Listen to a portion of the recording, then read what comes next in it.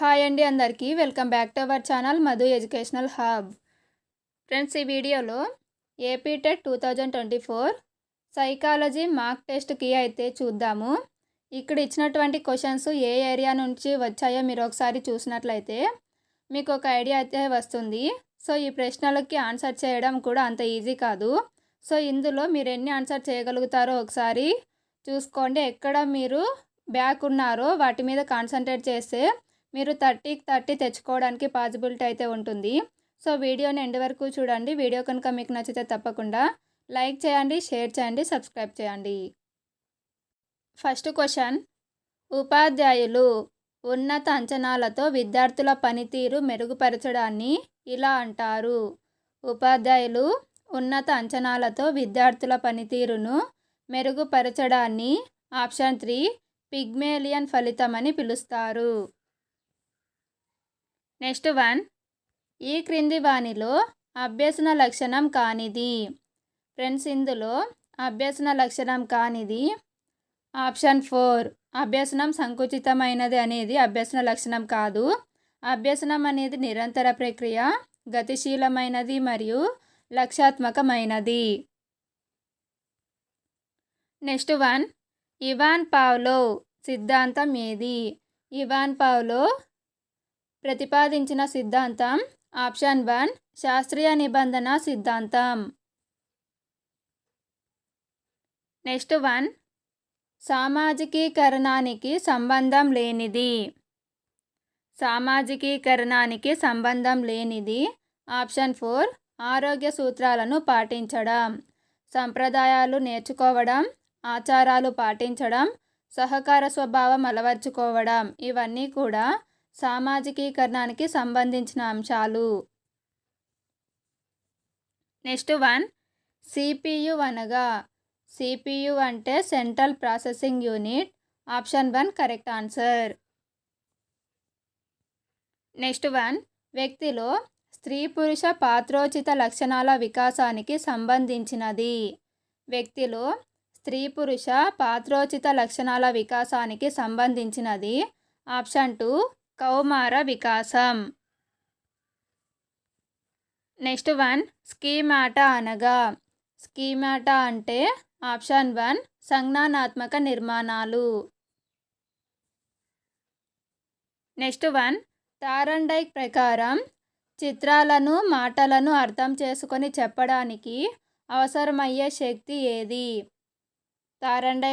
Thorndike ప్రకారం చిత్రాలను మాటలను అర్థం చేసుకొని చెప్పడానికి అవసరమయ్యే శక్తి ఆప్షన్ 1 అమూర్త ప్రజ్ఞ.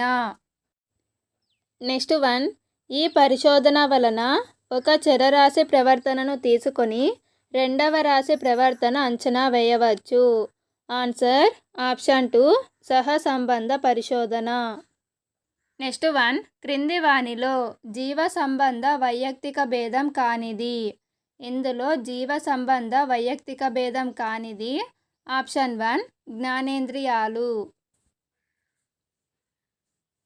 నెక్స్ట్ 1, పిల్లలు సంఖ్య, కాలం, నైతికత మొదలైన భావనలు ఏర్పరచుకునే విధానాన్ని పరిశోధించిన మనోవిజ్ఞాన శాస్త్రవేత్త ఎవరు?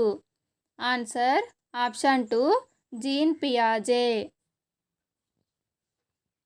నెక్స్ట్ 1, వ్యక్తి పూజ అనే మానసిక ప్రక్రియలో ఇమిడి ఉన్న అభ్యసనం ఏది? వ్యక్తి పూజ అనే మానసిక ప్రక్రియలో ఇమిడి ఉన్న అభ్యసనం ఆప్షన్ 1 పరిశీలన అభ్యసనం. నెక్స్ట్ 1, బాహ్య ప్రేరణలను గ్రహించడానికి వీలుగా జ్ఞానేంద్రియాల వికాసం జరిగే దశ ఏది? బాహ్య ప్రేరణలు గ్రహించడానికి వీలుగా జ్ఞానేంద్రియాల వికాసం జరిగే దశ ఆప్షన్ 4 శైశవ దశ. నెక్స్ట్ 1, 10 సంవత్సరాల పిల్లవాడు మధ్యలో బడి మానివేశాడు. విద్యా హక్కు చట్టం ప్రకారం అతనిని నమోదు చేయవలసిన తరగతి. ఫ్రెండ్స్, 10 years ఉంటే ఆ అబ్బాయి 5th క్లాస్లో ఉండాలి. సో ఆర్టీఈ 2009 ప్రకారం ఆ అబ్బాయి ఆప్షన్ 4 5వ తరగతిలో ఉండవలెను.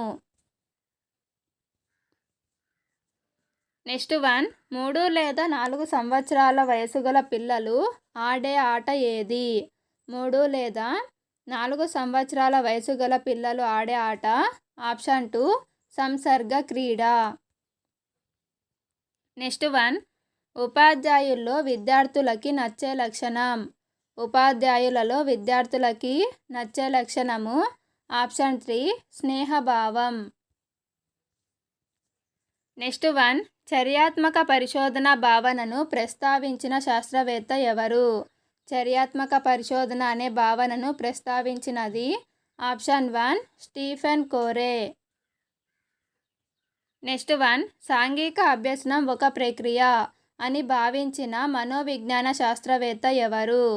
సాంఘిక అభ్యసనం ఒక ప్రక్రియ అని భావించినటువంటి వ్యక్తి ఆప్షన్ 1 బండూరా.